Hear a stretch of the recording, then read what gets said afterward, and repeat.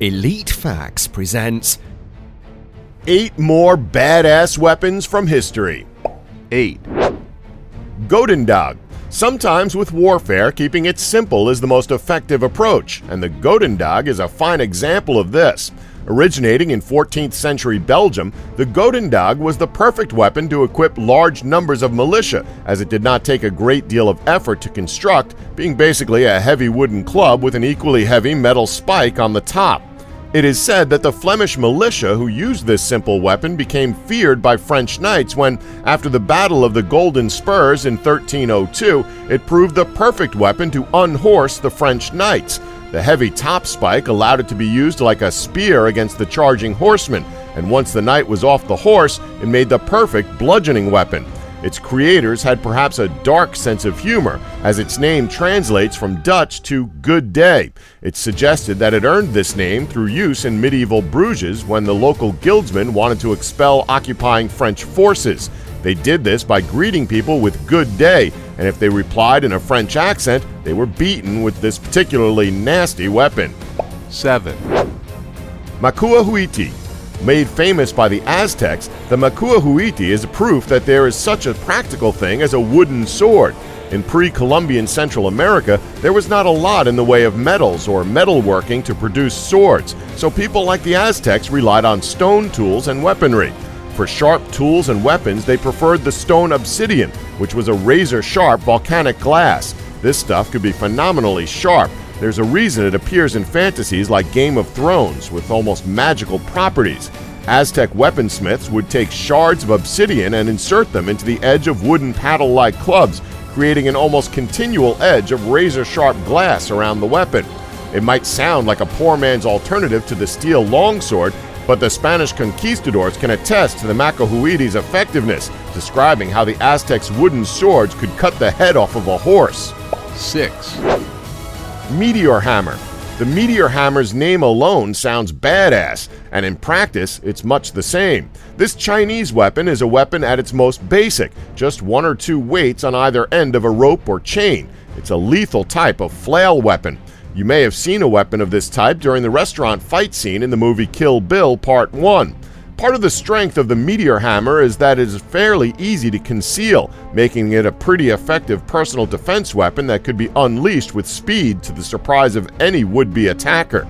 By swinging the head of the weapon around the body to build up momentum, the wielder could launch towards a foe with great speed while keeping a hold of the chain for retrieval and repeated use. The double-headed version of this weapon was particularly useful, with one head being able to anchor the weapon or to parry incoming attacks, while the other head struck at opponents. Further increasing the usefulness of the Meteor Hammer, a skilled user could even use the weapon's chain to grapple an opponent's weapon or entangle their limbs. The high number of techniques that could be performed with the Meteor Hammer adds unpredictability to its list of strengths, though this simple weapon is probably not one you can pick up and expect to be good with, as without practice there is a very real possibility of clobbering yourself in the face. 5. Sturmgewehr 44. Some weapons really leave their mark on the world when they change the very nature of warfare itself, and the Sturmgewehr 44 is arguably responsible for the modern gunfight as we know it. Midway through World War II, partially out of desperation as the war turned against them, Germany started getting creative with weapon design. Originally designed as a machine pistol to get around the overbearing restrictions laid down by the Nazi government, the weapon combined the accuracy of a battle rifle with the rapid-fire capabilities of a submachine gun. There was also a version of the weapon that made use of some of the first night vision technology, and another that could shoot around corners. This weapon proved to be very effective in battle, but much to the benefit of the free world, it alone was not enough to secure Germany victory in the war. The weapon's effectiveness was not lost on the Allies, as they would later develop their own weapons of this type, like the American M16 and the Russian AK-47.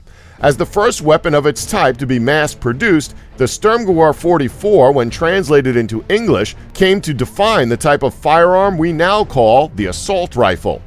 4. Falchion. When you think of medieval swords, you probably think of the double-edged arming sword or the longsword. There was, however, a single-edged and often cheaper alternative that earned itself quite the reputation among common foot soldiers and knights alike: the Falchion. Throughout history, there were many types of this weapon in use in medieval Europe. Often with a curved blade, some early versions of this weapon resembled machetes, whereas some others were much more slender weapons. This weapon was often popular with archers and crossbowmen who preferred the shorter length of the weapon when enemies closed in on them. But they also became popular with knights and nobles who could also appreciate their effectiveness on the battlefield. Legend has it that Lord Conyers used his ornate falchion to slay the dragon known as the Stockburn Worm, near what is now Teesside in northern England, with this falchion having been used in ceremonies at the cathedral in nearby Durham as recently as 1994. There's debate as to whether this weapon functioned as an armor-breaking cleaver or more like a razor-sharp scalpel intended to make quick work of lightly armored opponents on the battlefield. But regardless, this weapon remains the often overlooked badass sword of medieval Europe. 3. Guan Deo. With a similar penchant for quick and effective blades, the Chinese had the Deo, their quick single-edged sword.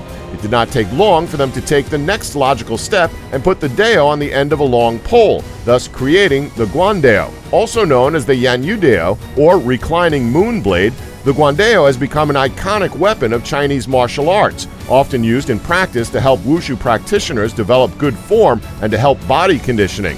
As a polearm, it lives up to the belief that putting a sharp and pointy piece of metal on the end of a long pole is a great way to put more distance between your opponent while also putting a blade edge closer to their face. In actual combat, though, it's more than this and is usually kept moving, with the heavy blade building momentum as it whirls through the air, keeping opponents away from you until the blade end comes slashing down. The Guan Deo is also embedded in parts of Chinese culture, with its invention and use credited to the legendary warrior Guan Yu, who is now revered as a deity by some Chinese communities as the embodiment of loyalty, defender of the people, and the righteous god of war. 2. Warbrand. In the 12th century, a large bladed weapon came to the battlefields of medieval Europe. Rather simple in design, it could perhaps be thought of as being somewhat between the previously mentioned Falchion and Guan Deo, in that it was a large single-edged cutting weapon that could put a decent amount of space between the wielder and the opponent. The truth is that there is not actually a lot known about this particular weapon, other than it was deadly effective. In fact, historians don't even know the actual name of this weapon, so it has become known by many different names: Fauchard, Fossar, Two-Handed Glaive, Shortened Military Scythe, the Giant Butter Knife of Doom. Because of this, most historians and sword nerds commonly term this weapon a warbrand. These large bladed weapons fall somewhere between a sword and a polearm, both usage and classification-wise, and they were possibly a precursor to the longsword of the late 13th century. Medieval artwork has depicted this weapon as being able to cut straight through a man in armor. This could, of course, just be a bit of artistic license on the part of the illustrator, but given the size and momentum behind Warbrand, it does not seem entirely impossible. Regardless, it shows that the Warbrand left an impact on the medieval psyche as a weapon to be feared. 1. The Grand Slam. In warfare, there often comes a time when the officer in charge decides that the situation calls for a really big explosion. During the Second World War, the British RAF believed such a time had come when they were faced with the challenge of destroying the German submarine pens on the French coast. In an effort to protect their U-boats, the Germans constructed near-impenetrable submarine pens with thick roofs of reinforced concrete, which proved almost indestructible with regular aerial bombardment. Famed British engineer and inventor Barnes Wallis of Dam Busters fame stepped up to the challenge and realized something special was needed to deal with the pens: an earthquake bomb.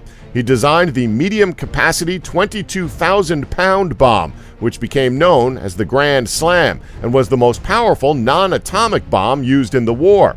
The idea was that if the submarine pens could not be breached directly from above, then perhaps if a big enough bomb could be dropped next to pens with enough force to bury itself in the ground before detonating, it could explode and cause a small earthquake that would bring the submarine pens down from their foundations. As crazy as this idea sounds, it worked, with the Grand Slam bomb going on to put massive holes in many German submarine pens, and even collapsing the notoriously hard-to-hit Schildeschi Viaduct.